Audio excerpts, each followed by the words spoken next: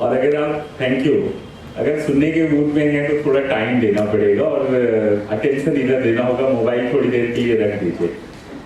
Otherwise ये जो efforts है नोबल सिटीजन फाउंडेशन ने किया है आप सबके लिए, हंसराज कॉलेज में ये C20 समाजशाला का आयोजन करना कोई बड़ी बात नहीं है। आयोजन तो कितने होते रहते हैं और रोज एक कहीं ना कहीं आयोजन होते हैं, लेकिन अगर वो आयोजन किसी ऑब्जेक्टिव के साथ हो, यूजफुल हो और उस आयोजन में इन्वॉल्व होने वाले लोग अगर उनको कुछ इनपुट्स लेके जाते हैं तो फिर उस आयोजन की सक्सेस को हम मेजर कर सकते हैं। तो आप सब यहाँ पर मैं मान के चल रहा हूँ ज्यादातर स्टूडेंट हैं जिन्होंने अपनी क्लास या तो अभी छोड़ी होगी या क्लास अभी गैप होगा, टाइम होगा, बट अल्टीमेटली अगर यहाँ नहीं होते तो इस टाइम पे आप कुछ कर रहे होते और आई होप कि वो फ्रूटफुल ही कर रहे होते। तो अगर आपने अपना टाइम निकाला है इस पर्टिकुलर C20 समाजशाला के लिए और आप यहाँ पर आए हैं तो हम लोग जो भी बात करें एक तो इंटरेक्टिव हो, थोड़ी मैं कोशिश करूंगा कि आप बोर ना हो। अगर हम यहाँ पर बैठे हैं तो टू वे कम्युनिकेशन, मतलब ज्यादातर इस तरह के प्रोग्राम के फॉर्मेट में वन वे कम्युनिकेशन होता है तो लोगों को लगता है ये सुनना है तो ठीक है, नहीं अच्छा लगता तो फिर वो अपने काम करने लगते हैं। तो वैसा नहीं होना, मतलब मेरा ऐसा हमेशा बिलीव है कि अगर हम बात कर रहे हैं तो इंटरेक्टिव होना चाहिए और वैसे भी ये पैनल डिस्कशन है तो इसमें एक फॉर्मेट है जहाँ पर लास्ट में शायद अनुष्का आपको मौका देंगी क्वेश्चन आंसर का, तो वहां पर आप अपनी बात कर सकते हैं। अब मैं जो मुझसे अनुष्का ने सवाल पूछा है वो मैं उसको लूंगा, उससे पहले एक दो चीजें आपको बताना चाहता हूँ। कितने लोगों को यहाँ मालूम है हॉल में जो बैठे हैं जो C20 क्या है, सिविल 20 इंडिया क्या है? थोड़ा हाथ उठाइए प्लीज। किसी को नहीं मालूम? तो अगर ये सबसे बेसिक चीज है कि अगर हम सिविल 20 इंडिया के बैनर के अंडर अगर ये प्रोग्राम कर रहे हैं तो at least you should know about the civil 20 India. तो मैं आपको एक ब्रीफ इंट्रोडक्शन देता हूँ सिविल 20 इंडिया क्या है और उसके बाद फिर अनुष्का ने जो मुझसे सवाल पूछा है वो कहूंगा, अगर अनुष्का अलाउ करेगी तो। जी थैंक यू। तो ये G20 का नाम सबने सुना है, हाँ या ना? टाइम कम है इसलिए जल्दी जल्दी रिस्पॉन्स करना है। G20 का नाम सबने सुना है? तो G20 ग्रुप ऑफ कंट्रीज हैं। कितनी कंट्रीज हैं?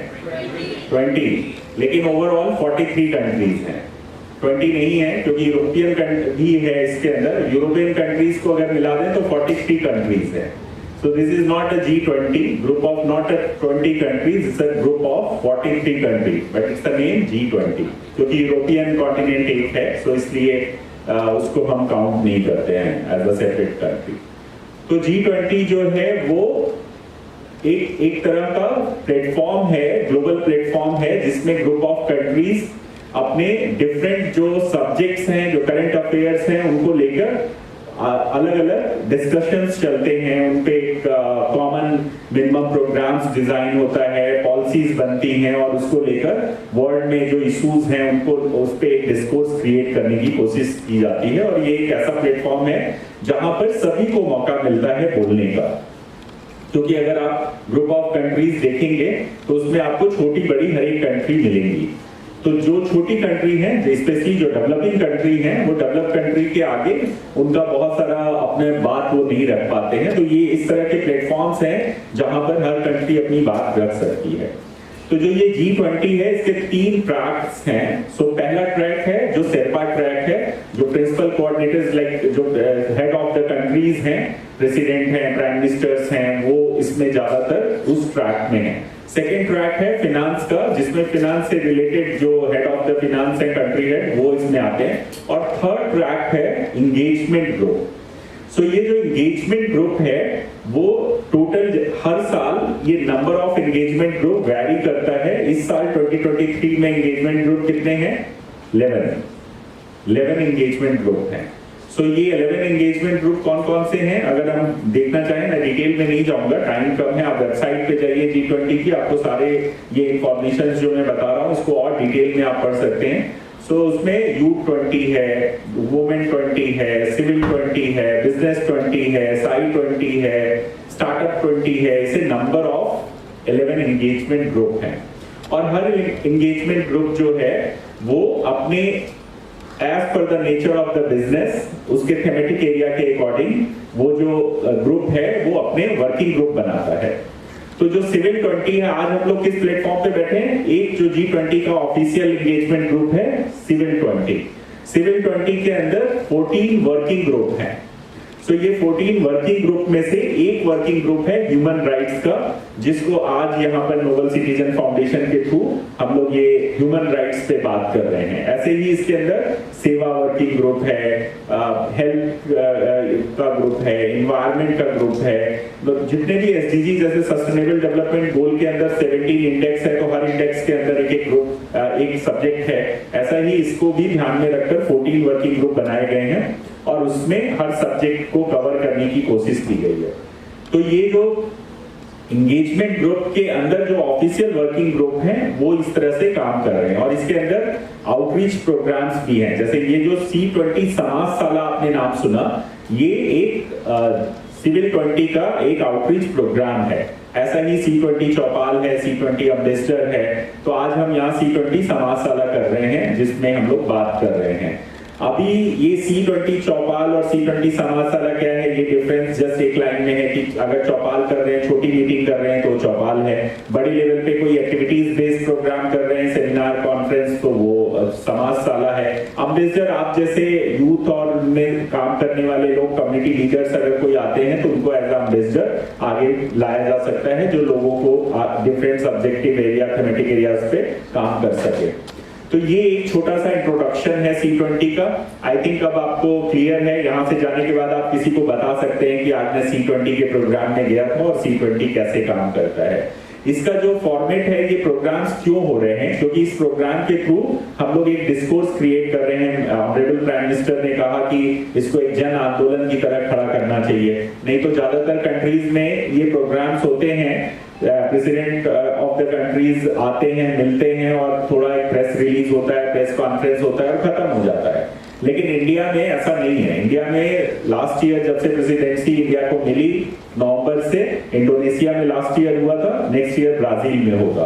तो इंडिया इस साल होस्ट कर रहा है। तो जब से उनको होस्ट मिला, प्रेसिडेंसी मिली, तब से उन्होंने इसको कहा कि ये लोगों का प्रोग्राम बनना चाहिए, जन आंदोलन होना चाहिए। ऐसा नहीं है कि इन हाउस कुछ बड़े लीडर्स बैठ के बात करें और प्रोग्राम हो जाए और खत्म।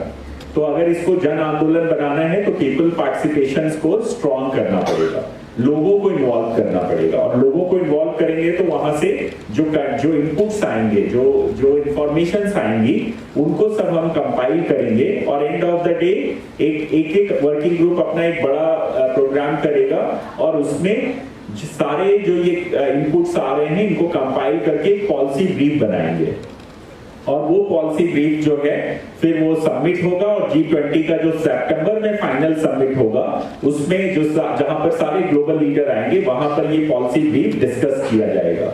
तो आज हम लोग जो बात कर रहे हैं ह्यूमन राइट्स पे, इस सब्जेक्ट का जो वर्किंग ग्रुप है जिसमें साहिल भी उसके मेंबर हैं, वो वर्किंग ग्रुप काम कर रहा है और इसका नालंदा यूनिवर्सिटी में फाइनल इवेंट होगा मई या जून में। अभी उसकी डेट फाइनल नहीं हुई है, मई या जून में वो इवेंट नालंदा यूनिवर्सिटी में होगा और उसमें सारे इनपुट्स को कंपाइल करके उसका एक पॉलिसी ब्रीफ बनाया जाएगा और वो पॉलिसी ब्रीफ फिर फाइनली जाएगा।